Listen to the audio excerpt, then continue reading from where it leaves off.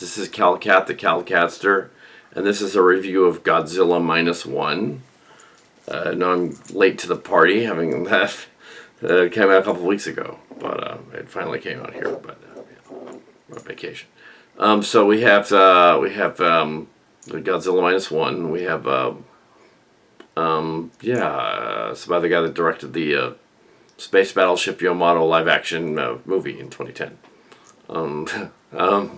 He should do the Macross movie. I was almost going to say Robotech, but Macross is the original. He should do the Macross. Maybe he won't. I don't know. But Godzilla Minus One is about, well, obviously the titular kaiju, the first kaiju, Godzilla. It's a throwback to the original 50s version and the 70th anniversary of that. Unlike Disneyland and Disney claiming it's 100 years old when only the animation studio is barely 100 years old. Disneyland is barely, is 70. But yeah, this is not even 70. Yeah, I don't know where they're getting 100 from. But these guys are actually 70 years ago. So, what is it? Godzilla. Godzilla people. They're not Disney, it's Toho. It's the Soho Toho version. Throwback. CG has improved since then. I'm sure it wasn't entirely a guy in a suit. I'm sure it was a lot of CG in there. Shin Godzilla was the last one, and this is several years later. It's already 7 years later. I don't know if there was one in between, but I don't think so. It's been a while, so Shin Godzilla took place in the present. This one takes place in 1945 through 47, roughly, and then maybe a little later. It's in the 40s, so they had to use old-style stuff in it. Right away, there were oddities, but that was because, it's a kaiju movie. They kept referring to the credits as whenever they had a plane, it was always a jet plane. It said jet plane over and over again, and not one of the planes was a jet plane because it didn't exist yet. So they just said just plane or aircraft. The rear propeller aircraft was at the end was a propeller-driven aircraft. So the basic story that already came out is that a downed kamikaze pilot lands on an airstrip named after Odo from Star Trek. It's Odo. Not really. Odo was named after but no, let's say it's named after the guy from Star Trek. He's just being cheeky. And it probably wasn't. That's probably the name of it was. But yeah, it's the other way around. But let's say it's that way.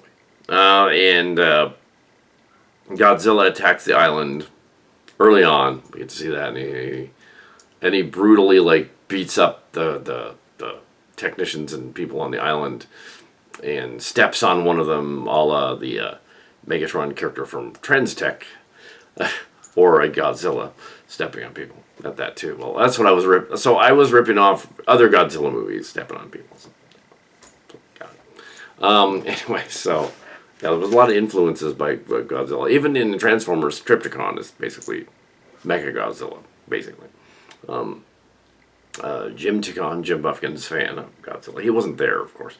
I haven't seen him since 2017. But this was a good movie. So the kamikaze pilot is stressed out because he didn't die in war, and the war ended. And so he goes to Tokyo of that time period, which is a slum, the way they show it, all bombed out and messed up for wartime slums. And he takes in an orphaned child and an orphaned girl, a lady, that are not related to each other. And then his friend, I guess that becomes the aunt later on, is helps with the baby. There's a lot of story, in the background of things going on. This messed up kamikaze pilot who has dreams of Godzilla coming back, his premonitions because Godzilla does come back. This time he goes to Tokyo, and this time he he uses his nuclear breath to blast the town, and the one lady goes off to work, and she's supposedly killed during the a train attack on the train, and then later on, but she's not, because Godzilla drops her into the water. That's right. So the train falls. She somehow survives being dropped into the water from hundreds of feet in the air. And then later on, she's in the city, and he's in the city too at the same time, which is, it doesn't need to make sense. I guess it doesn't, but it's a giant monster movie. And she is apparently swept away by the blast when Godzilla fires his blast. And he assumes she's dead. And everybody assumes she's dead for like months, I guess. But at the end, there's a twist. So I won't give away everything, but there's a twist. Yeah, she's not. But yeah,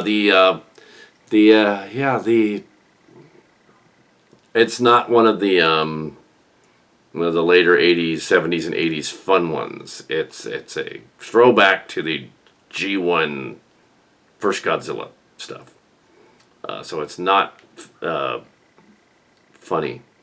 There's a scene that is a throwback to some of the other later ones where they devise this elaborate plan to trap Godzilla in a trench, drop Freon bombs on him that's somehow going to lower him down sink him, and then get inflatable super balloons with CO2 cartridges in them that'll float him up to the surface, and that'll be your ending story thing.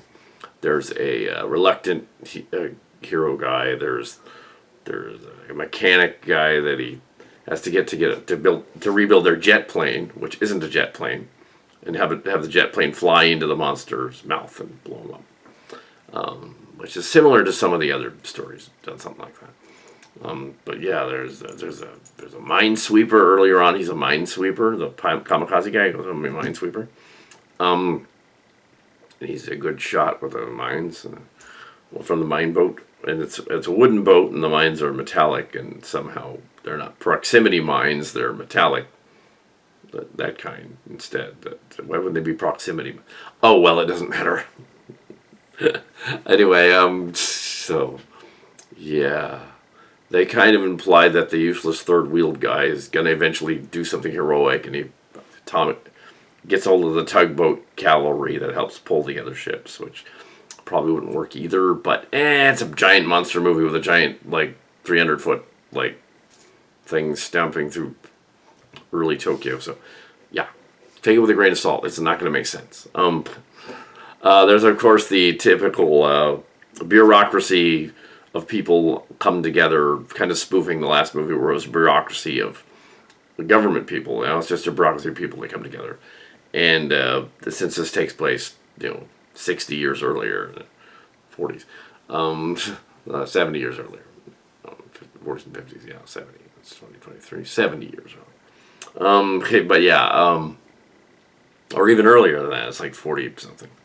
The actress that got to play the little kid that's like 2 or 3 does a really good job crying on command. So she can go places as a horror actress later in horror movies, scary movies. Another one, cry on demand.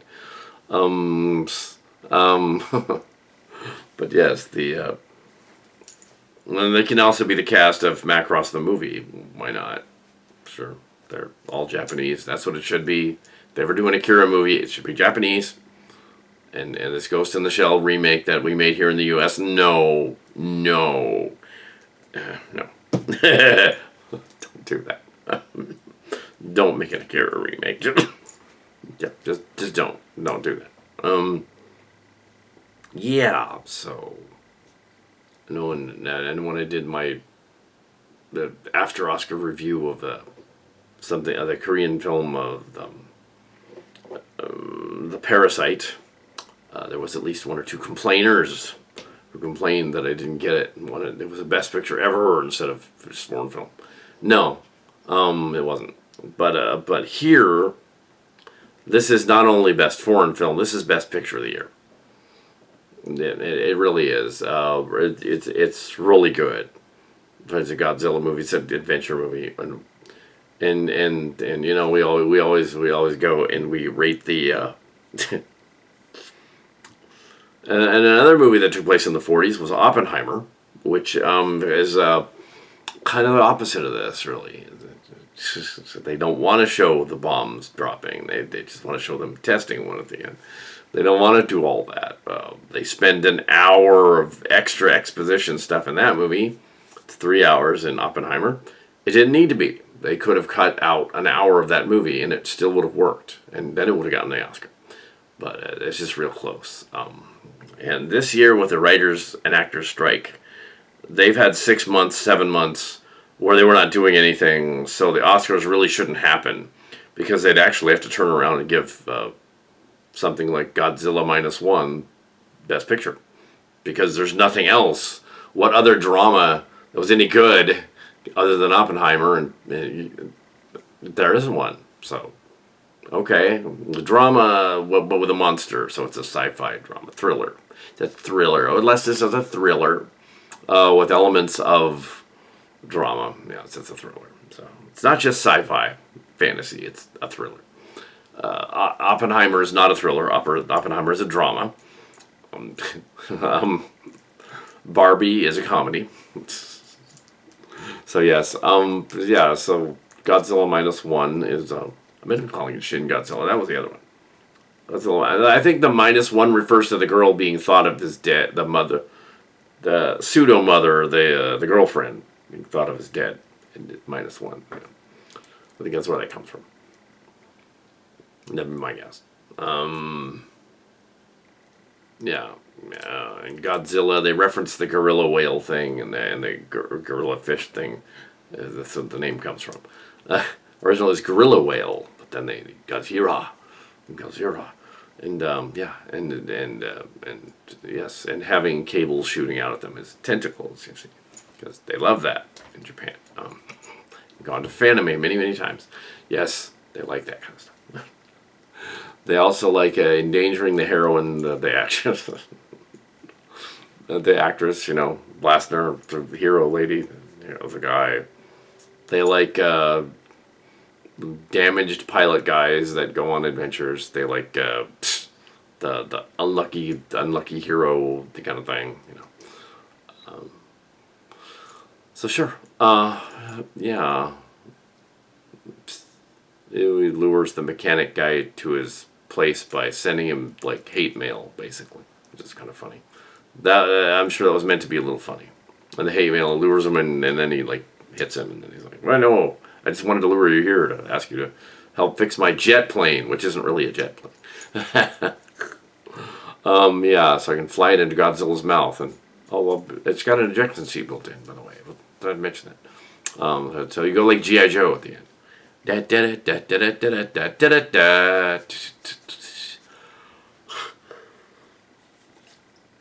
know if it's the purpose of it being a kamikaze, but okay, I guess that's the whole point of the movie, so. Yes, and this was earlier, the Campia show was fawning over the movie, and it wasn't really playing here much, though, until just a week ago, so. Finally got around to seeing it. Yeah. And that's the case for a lot of movies that are late in December. A bunch of them will come out all of a sudden and sweep in, and they'll give the Oscar to the one that the oldsters sat through. I know that the Campia show was fond of saying that they don't like the Emmys and the previous show and all that stuff, and they don't like the Emmys. Was it the Emmys? Yeah, the one that's before the Oscars. They don't like that. It was kind of fake. There weren't enough people voting for it. But in the Oscars, there aren't enough people voting for it either. They may claim there's 1,000, but there aren't. It's still a committee of just a few old guys. And they don't watch the movie. They watch the trailers of the movie and some clips.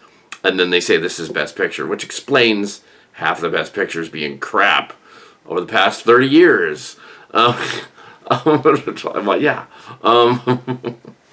But yeah, So Godzilla Minus One is it's not just Wanderlust. It's not just this is a movie that I saw like all the other Godzilla movies.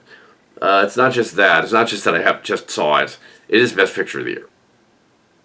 It's a war picture with a monster in it. But what's not to love? Godzilla's a badass. He destroys things. He wrecks things. It's a metaphor for nukes and stuff, clearly, and they go there. His laser breath causes a nuke to go off, which would kill everybody, but it's a monster flick. There's a giant monster.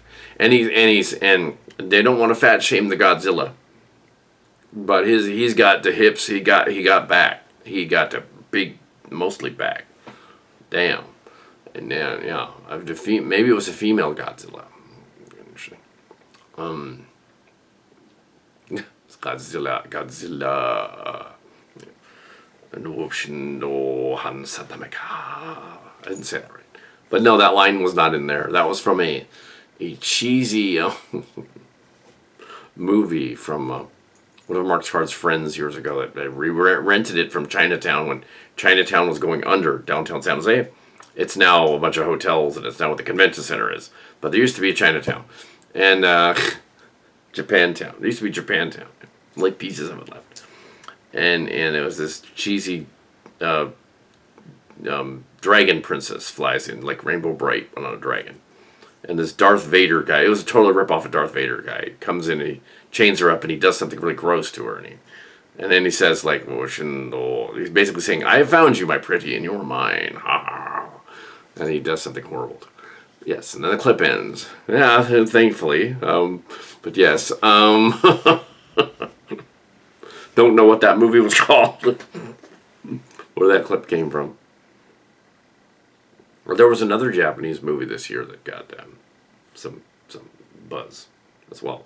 But yes, so yeah, go watch Godzilla Minus One. Yeah, best movie of the year. 4 stars easily. Maybe 5 almost. I don't know, there's nothing wrong with it. It has the right amount of dramatic tension, war picture, and also monster stuff. Monsters breaking things. Destroying things. But yes, Godzilla Minus One. Model work is great. There was some CG in it, you can tell, but it's done. It's improved since then. Yeah. They did have models and they did have sets and things that they broke, but they also had some CG. Like, they kind of had to. Yeah. So there's land battles, sea battle. There's one in a city, attacks a city, an island, a city, a farm area, and then attacks the ocean, and they trap him. Yeah.